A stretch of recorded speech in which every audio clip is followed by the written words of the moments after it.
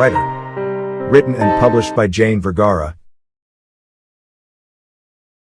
State your name, the police officer said as he leafed through the documents on the desk. Documents that were only 1/4 of an inch thick, but summarized what Porter Prick's life had been. Emmy Watterson. The blinking lights still flashed inside the old lady's head as if the police's arrival at the subdivision happened very recently, and not a week ago. The loud sirens gave her an epiphany of what she knew. My name is Porter Prick and my friends call me Prick.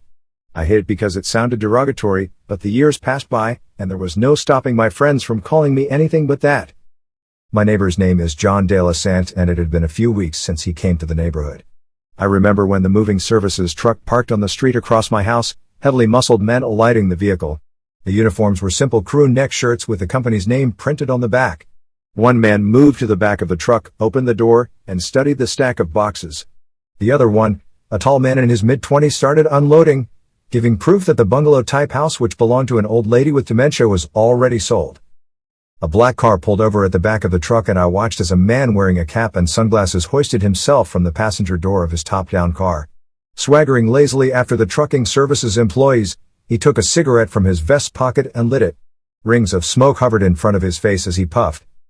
Some of the neighbors were out on the street also, watching the new man who arrived in our subdivision. It was an occurrence that seldom happened in our quiet subdivision where homeowners usually never ever sell their houses. Instead, they become heirlooms passed on to their children. This is how I came to own my 2-story house too. When my parents died, being their only child, I inherited it. The black coat that John was wearing framed his wide shoulders, and as he puffed and puffed on the cigarette, his feet alternately swung as though he was anxious.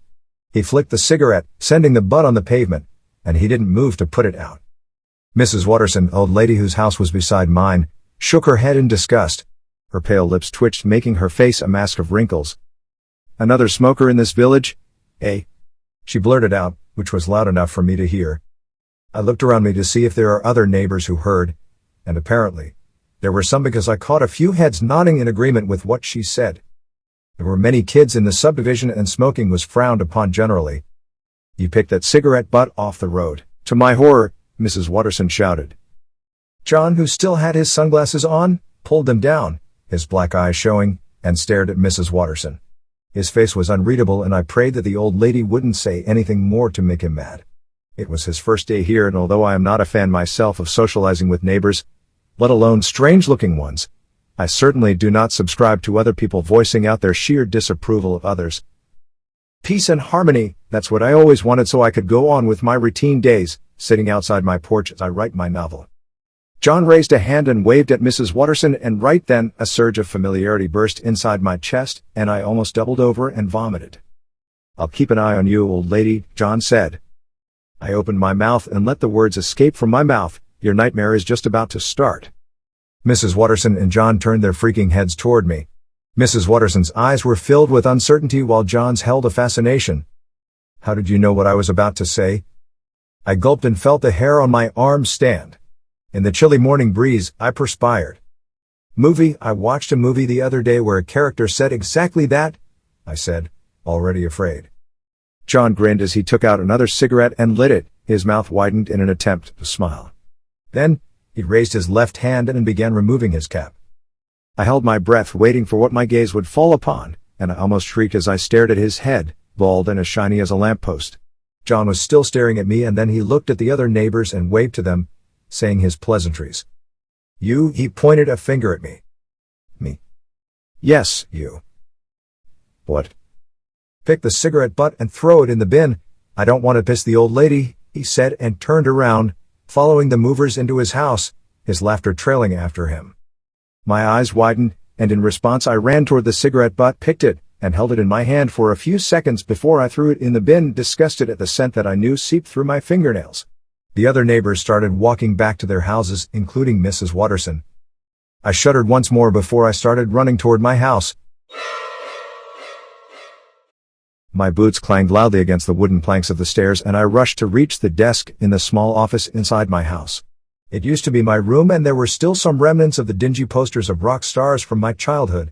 A Playboy centerfold was pasted across the left wall just above the desk. When my parents died, I converted my room into an office by simply removing the bed, dragging it across the hall to the opposite bedroom that stood witness as my parents fell into the welcoming arms of the void. The pile of papers was laid out neatly on the desk, and I stared at my puny attempt to edit the novel that I was editing. I finished it a week ago, but when I got back to reviewing the manuscript, I puked upon reading lines that were redundant, and paragraphs that didn't mesh well in the scene. Just right after I sent a copy through courier to a publisher, I stared in horror at the glaring errors. The white crisp papers were littered with red marks, too many to count that to my own eyes. The papers seemed to be nothing but scribbles of red words, burying in them the real words that I initially wrote. I picked one sheet and scanned it, looking for the name that I typed several weeks ago. There. It stared at me, John Dela, Sant. I leafed through the pile on my desk looking for the description I penned about John. After tearing most of the pages in frustration, I finally saw what I wrote. John de Lassant sauntered toward his bungalow. He looked around, his black eyes taking in his new neighborhood, and his bald head shining as though it was polished and waxed. With shaking hands, I put the page down. My eyes widened in frantic. How in the world did that happen? Did I conjure him? But his character in my novel is a killer. And if I did bring him to existence in this town, then that only means one thing: he is a killer. My heart raced inside my chest and I clutched tightly at my head, my fingers tearing at my hair. This can't be. I created a monster. I raced downstairs and took a seat on one of the bar stools, my hand automatically reaching upward to get a goblet. When it was set in front of me, I took the half-empty bottle of Merlot, pulled at the cork, chuckled when I heard it pop, and poured it into the goblet. Drips of wine fell to the counter as I drank. Then when the goblet was empty, I finished the red liquid by drinking directly from the bottle. I swallowed hurriedly, the eyes of my neighbor haunting me. Writing while drunk is something I have to put an end to because when I'm drunk, I don't remember the names I give to my characters. The unfinished manuscript on my desk told me that I named the killer in my story the same as my neighbor. Now, how odd was that? I should really stop drinking. To top it off, I realized that the scene earlier with the fuss over the cigarette butt was too familiar that thinking about it in my head, reliving the earlier confrontation, it seemed like I was getting another deja vu. I am Prick and I'm an alcoholic. Shit. I paused, trying to recall what I usually say in the AA meetings. I am Prick and I've been sober for 0 days now. Shit. 000, should it be 0 days or 0 day? The sound of glass shattering against the wall was no longer unfamiliar to my ears. Whenever I sink into my old drinking habits, I would feel a sense of remorse overcoming my being, and to recompense for the offense I know I did, I would throw the bottle on the wall wishing that the shards of glass would redound strongly and pierce me in several places across my body. If I were dead, there would be no sadder story to finish. And I would no longer be an alcoholic. The goblet I was holding shook as I laughed loudly, remembering my neighbor's name. John de Lassant. John de Lassant. John Dela. The taunting inside my head stopped as my body fell to the floor, leaving me unconscious, making me forget about the character in my novel and how strangely the character came to life. As if I spawned the evil killer to our subdivision. The voice of Mrs. Watterson woke me up the following day. She was banging on the door and her voice was loud enough to battle against a bleeding goat. Groggily, I stood up and sauntered to the main door and opened it. The sunlight made me squint and I raised an arm to cover my face. Yes. I want you to watch our fucking neighbor. I don't like him, not even a tiny bit. Mrs. Watterson said angrily. Please come in, I said, although I wanted to throw her out the door for yelling at me. Still tipsy, her loud words sent my head aching horribly. Prick, listen to me, Mrs. Watterson said. You're the only one I'd trust here, and yesterday, you heard with your own ears that he threatened me, right? I'm not sure if I could call it a threat. Mrs. Watterson pounced on me, her eyes reduced to 2 black marbles amidst a wrinkled face that very much resembled a pug's. It is a threat, I tell you. Call it what you want. Well, do something about it. Report him to a police officer, whatever it takes to make him go back to wherever he came from. She rambled on. I'm old. If he makes true with his threat, I could end up dead. My legs are no longer meant for running, and if I were not so pissed off at him yesterday, I would have been very, very scared. Her words droned on, sending piercing tremors to my freaking head. I waved my arms over my head. Stop. Please, you old annoying woman. He was not threatening you. Didn't you remember what he said? Let me refresh you. I will keep an eye on you, old lady. In what part of that sentence did he threaten you? I shouted, losing my patience. My head still throbbed. Mrs. Watterson's eyes widened.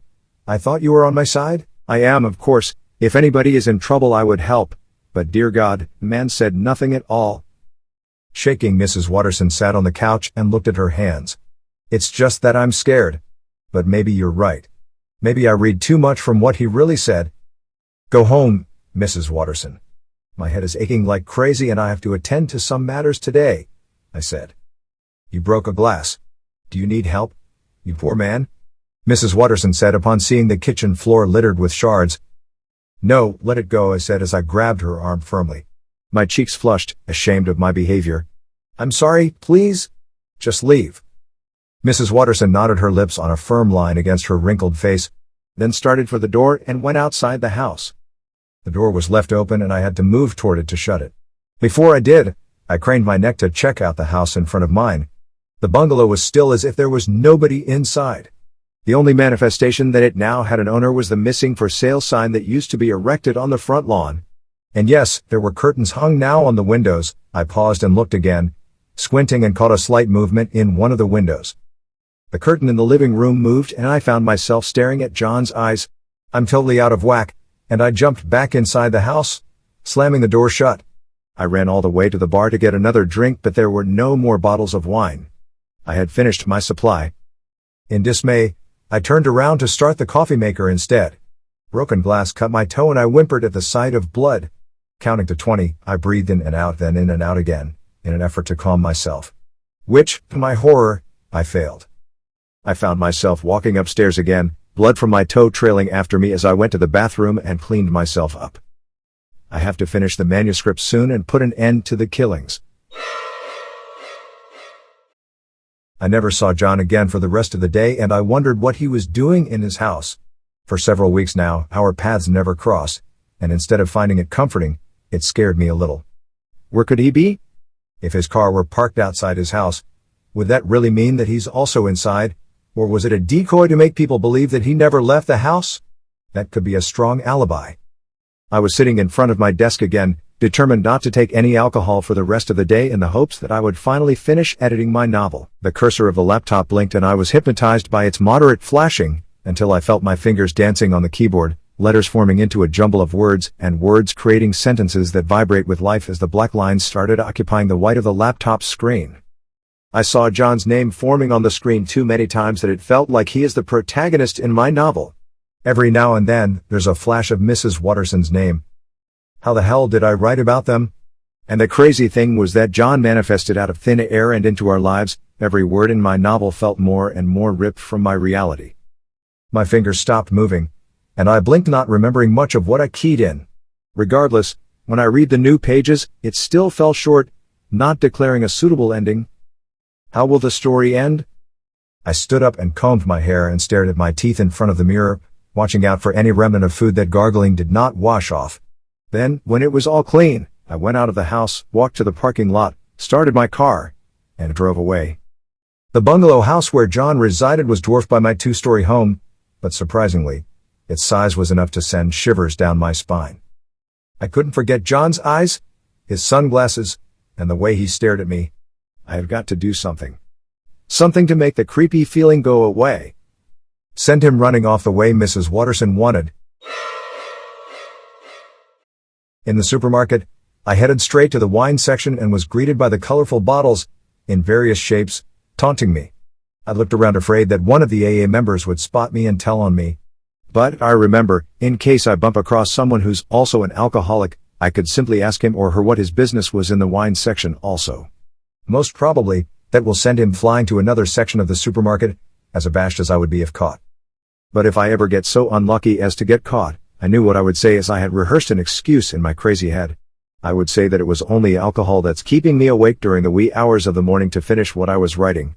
And because I had no day job, it's imperative that I finish my manuscript. As simple as that, and I can go on binge drinking again. I took 2 bottles each of red and white wine.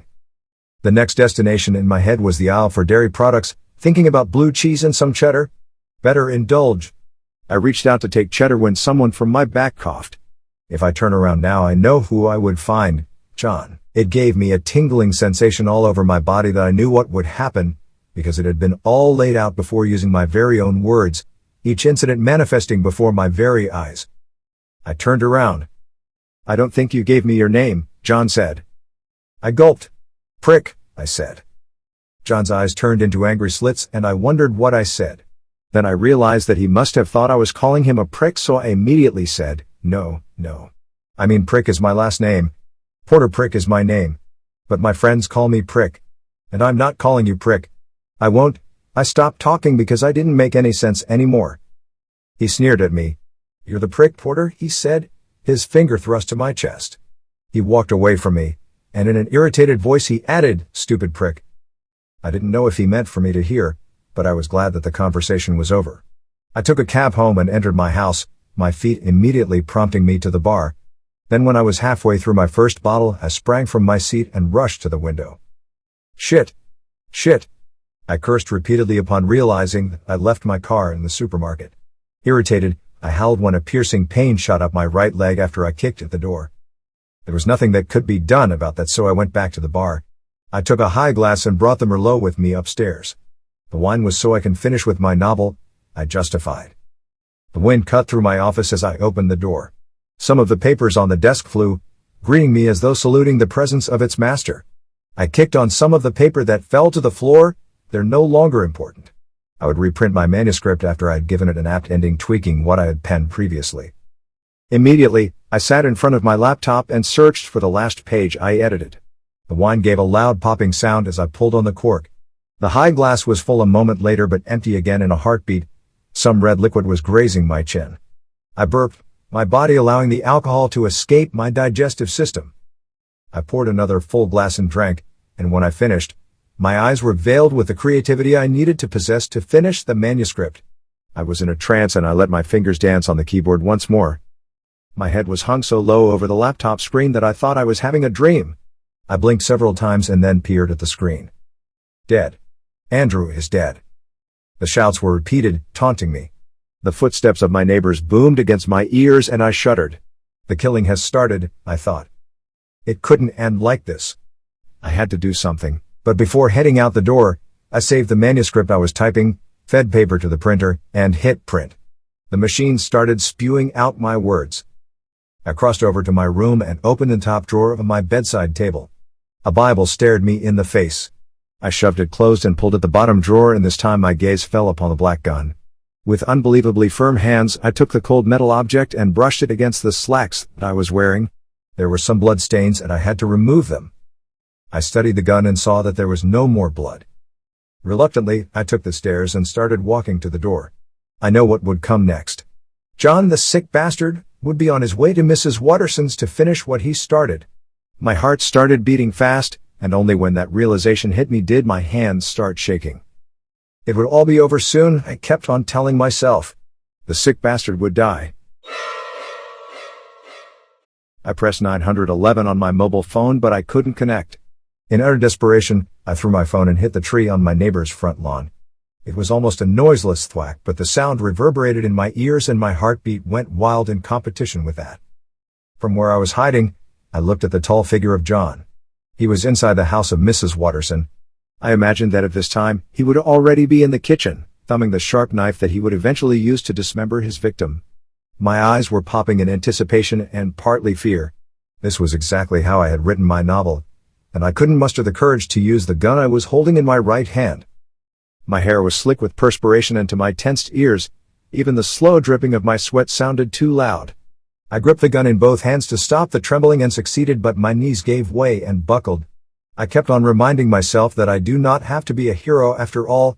I have already sent a copy of my manuscript to the publisher, and there would be no sense altering how my novel would end. Just let the neighbor die. As I walked toward the door, I didn't notice the brick that was dislodged on the pathway. I cursed myself as I fell, gun in hand, and shot the door. My mouth went dry. I stood up and in a panic threw the gun away. When the door suddenly opened and John smiled at me, the hair on my neck stood up. Even his smile was eerie. Well, hello, prick. Just as I thought, you'd come to me, John said. I stared at his menacing eyes and croaked, Hello. John laughed. His laughter pierced the thick air that was surrounding me. I must have looked like a toad with my eyes bulging in fear and with the croak that I just gave. Still hesitant about whether I should be a hero for Mrs. Watterson's sake, I wiped my clammy palms against my jeans. "You're not going to twist this around," he said. I swallowed my saliva, my feet glued to the pavement in fear. John pointed his finger at me. "You asshole," he said, shaking his head in disgust. That was all I could take. I shrieked and ran all the way back to my house. It was a mere 100 meters from Mrs. Watterson's house. I locked the door and hurriedly went upstairs to my room. I know how this will end. John would now murder my poor neighbor. With shaking hands, I looked for the draft of my manuscript, the one that I printed out only this morning. I skimmed the pages and reached the end of the story. It was blank. Oh, God damn it. How I hated writing when I was drunk. It always messed up my ending. But I was sure about the final chapter. In my mind it was vivid. Body found dead, reported by neighbor would be tomorrow's headline. From the window of my room, I looked outside at Mrs. Watterson's house and hesitated. She's alive? She was talking on the phone and pointing to my house. What on earth? I thought. Then my door swung open and I caught sight of John. I shivered. My ears strained to listen to each step that he made toward me, each one being taken painstakingly slow. I jerked when his body bumped against the desk and sent the bottle of wine crashing to the floor. He stopped, and then he laughed wildly. I stood up, backed against the wall, and took to the window. Quickly, I looked outside and my gaze fell upon the house of Mrs. Watterson. She was looking at me, and she shrieked loudly, arm pointed toward me. From afar the sirens started to wail, booming loudly to the rhythm of my heart's wild beats. Then she gave out another shriek and I turned around. John was standing so close now, his hand holding a butcher's knife. He laughed and the sound of his laughter reminded me of the words that I wrote in the last chapter of my manuscript. He moved slowly toward his victim, unmindful of the blaring sirens coming from the police cars outside. Because in his heart he has no compassion, and being the cold-hearted murderer that he was, he only lives to kill. The victim looked at his reflection on the narrow blade of the butcher's knife, thankful for the last glimpse at himself. Then John slashed the knife, slitting the neck, and sending the victim's body toppling to the floor. The desk beside him fell and pages of manuscripts dropped one by one, some of them covering his body as though in an embrace. And then it was over. "Goodbye, prick," John said. "Goodbye, prick, goodbye, prick, goodbye, prick." The words rang in my ears, leaping from the manuscript that I penned. And then I just waited for John's knife. When the knife slashed, its tip met the flesh in my neck, and I didn't raise my hands to fight anymore. Because I know that there's no way I could have prevented this from happening. I had created the monster in my book and let him loose upon this village. But this was the last killing that he'll be doing, because with Mrs. Watterson to hold witness and with the police cars all ready to barge in any minute now, I knew that John would be caught. As I fell to the floor, thoughts confused me. My name's Prick and I have been sober for 0 days. Stupid prick. Goodbye, prick. I thought you were on my side. The deaths in our village would stop when John gets caught, and with that, I smiled weakly as my eyes began to close. My life, my useless life, had not been lived in vain after all. I would die a hero. There would be no 21-gun salute, but my name will be uttered in reverence in our place. Hero, hero, hero, hero, hero. The words echoed, lulling me to sleep, and then it was over. Mrs. Watterson shook as she was interrogated by the police officer. She kept on clutching at the shawl she was wearing, her lips quivering in fear and her eyes darting aimlessly. "Emmy," the police officer said, "stay with me." She nodded. "I'm sorry, I'm still in shock." "I understand," he said. "Here, drink some water first, and after that let's hear your story." Emmy obliged and swallowed until there was no more water. She licked her lips not to wet them but rather to hold off talking for another few seconds. Andrew died almost a Mrs. Watterson shook as she was interrogated by the police officer. She kept on clutching at the shawl she was wearing, her lips quivering in fear and her eyes darting aimlessly. "Emmy," the police officer said, "stay with me." She nodded. "I'm sorry, I'm still in shock." "I understand," he said. "Here, drink some water first, and after that let's hear your story." Emmy obliged and swallowed until there was no more water. She licked her lips not to wet them but rather to hold off talking for another few seconds. "Andrew died almost a week ago. I don't know. There's a killer loose in our neighborhood, everybody's been on edge." She stopped. "Then, I remember that John De La Sant moved in weeks ago. He has that look of a crooked man, someone who will be feared by most people. And I must admit, I had a bout against him. I never liked him. The way he told me that my nightmares are about to start, I hated him since then. Then a few days ago, a body was found dead. He lived several blocks from my place and he was stabbed. The poor man. There was no evidence as to who did the killings. The police officer said that he was drunk, and his heart could have malfunctioned while he was sleeping. Smashed wine bottles were all around his place. It was a sad day for me. You see, I'm old. I don't want to be bothered by these kinds of news. It aggravates me. Just when all I want to do in my life is to relax and enjoy my pension, the ruckus started. I know I have to do something about it. To help out, you see. She stopped talking and continued, and I remember. I went to Porter Prick's house. The sun was already high and I didn't think that I would rouse him from sleep. After a few minutes of waiting, he finally came to the door and let me in. Why did you go to his house? The police officer asked. I was afraid of John. He said that my nightmare is about to start and I thought that he would kill me. She laughed. She shook her head as if she found what she said funny. I complained to Porter Prick that John threatened me, so I asked him to report the incident to a police officer.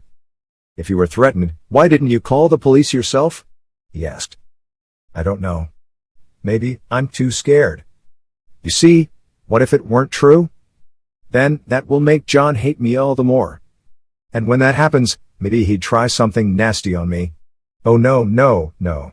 Forgive me, officer. But I would not endanger myself like that. The police officer scribbled something in the file and nodded. Please continue your story. It wasn't the first time I came to Porter's house. I know he has wine glass cases in his bar showing off his collection, but I didn't know they were empty. In my opinion, he was a collector of wine. When I banged loudly against his door, he answered the door, and because I was mad, I demanded that he should do something about John.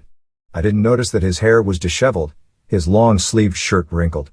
He moved in front of me, tearing at his hair as if he had a terrible headache. Then, for the love of God, he shouted. He called me an old annoying woman. I know it wasn't harsh because I was talking too much, and besides it was true, I'm old. But it was the first time I saw him edgy. I stopped while he rambled on and on. Then my eyes fell upon the floor where there were broken glasses scattered. That would explain his behavior, and why he was so sour that day. He had been drinking. The police officer nodded, urging her to continue. Then I went home, my mind confused. Although I was afraid, I called John. I told you he's the scary type, right? Well, he is. And I thought to myself, with that man dead, I should be friends with people who could help me, and Porter didn't seem to be that man, so I called John. Then the commotion started outside and I was afraid. Somebody yelled that Andrew's dead. Dear God. John was kind enough to ask me to take his knife for protection. He showed me his butcher's knife and it was indeed very sharp. I refused, of course. At my age, a knife may just bring me death. So I told him no. Then outside, we heard footsteps. John and I moved toward the window and saw who was outside. Porter. He was holding a gun and I shivered. John told me to stay inside, and that he'll attend to it, that I have nothing to worry about. And then there was a gunshot and I jumped. I shivered and clutched tightly against John. He pressed a finger against my lips to silence me, and when I had calmed enough, he started toward the door. Afraid that Porter may do something to John, I called the police and waited. She paused. That's all I know, officer. The police officer looked at his notes. Thank you, Emmy. You've been very helpful. And we'll be moving to investigate this further, but I don't think John will be in trouble. The evidence we have points to Porter. Mrs. Watterson shuddered. It was odd, you know. I never thought. She shook her head and repeated, I never thought. Somewhere in the bungalow right across Porter Prick's abandoned house, a man sat staring across his window. He didn't like trimming his nails with a cutter. Slowly and firmly, the tips of his fingernails dropped to the floor one by one, the sunlight reflecting brightly against his butcher's knife. The end.